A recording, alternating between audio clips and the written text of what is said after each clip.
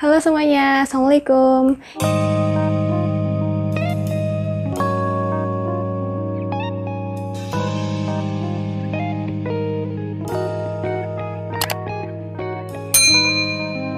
Kembali lagi dengan saya. Hari ini saya ingin membahas sedikit tentang integrasi nilai SKB dan SKD. Ini menurut Permenpan RB nomor 23 tahun 2019, di sana itu sudah dibahas berapa sih kira-kira pembobotan nilai untuk hasil akhir. Jadi untuk SKD itu sendiri itu bobotnya 40%, sedangkan SKB itu lebih besar yaitu 60%. Nah, untuk teman-teman yang sedang berjuang di SKB, dimaksimalkan lagi untuk nilai di SKB-nya. Biasanya satu formasi, kalau misal dibutuhkan satu, itu maksimal 3 orang yang mengikuti SKB.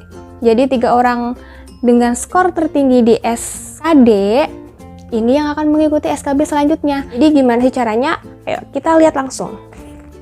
Nah, di sini saya ambil contohnya nggak dari mana-mana, tapi dari skor nilai saya waktu tes CPNS tahun kemarin. Nah, di situ bisa dilihat untuk tes SKD saya dapat skor 29,04 dan dapat juga nilai hasil akhir di SKB-nya yaitu 37,2. Nah, angka-angka itu sebenarnya asalnya tuh dari mana sih? Langsung aja kita lihat caranya. Untuk tahun kemarin saya dapat skor untuk SKD-nya yaitu 363. Nah, di situ pembobotannya adalah 363 dibagi 500. 500 itu adalah skor maksimal kalau misal kita bisa mengerjakan semua soal di tes SKD. Kemudian dikalikan dengan 100 atau skala 100, kemudian dikalikan dengan 0,4 atau 40%.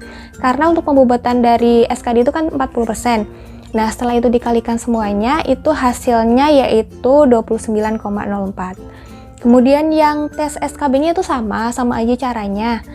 Untuk SKB tahun lalu saya dapat skor 310, jadi itu lebih kecil daripada nilai SKD saya. Nah, 310 itu dibagi 500, jadi untuk nilai maksimal di SKB itu sama 500. Kalau misal di tes SKB itu ada 100 soal, sedangkan skor maksimalnya itu 500, berarti setiap soal itu skornya adalah 5, karena 500 dibagi 100, kayak gitu ya. Ya, kembali lagi yang tadi, 310 dibagi 500, kemudian dikalikan skala 100, dan dikalikan 0,6 atau 60%. Hasilnya itu 37,2. Ya. Nah, hasil akhir itu bisa kita lihat sebagai scoring akhir atau final. Bisa lolos CPNS apa enggak, dilihatnya tuh dari situ.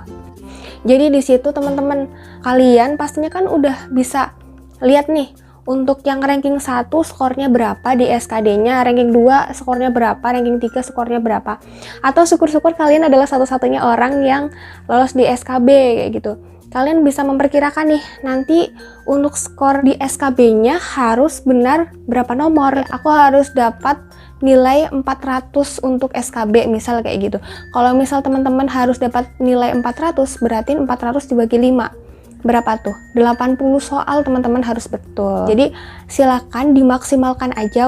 Nah, jadi buat teman-teman yang di SKD kemarin ranking 1, kalian jangan santuy dulu. Kalian jangan gegabah dulu. Karena bisa jadi yang ranking 2 dan ranking 3 itu benar-benar dia nge-push skornya untuk yang di SKB. Untuk yang peringkat 2 dan peringkat 3 masih ada banyak peluang untuk bisa gedein nilai kalian kayak gitu. Jadi apapun itu, berapapun peringkat kalian, diusahakan kalian maksimal dalam mengerjakan semua soal itu. Nih, kalau misal yang ranking 1 dia pengen mempertahankan nilainya terus tinggi, kemudian yang ranking 2 dan ranking 3 ingin meningkatkan nilainya, di situ nanti bakal ada persaingan yang epic sih menurut saya.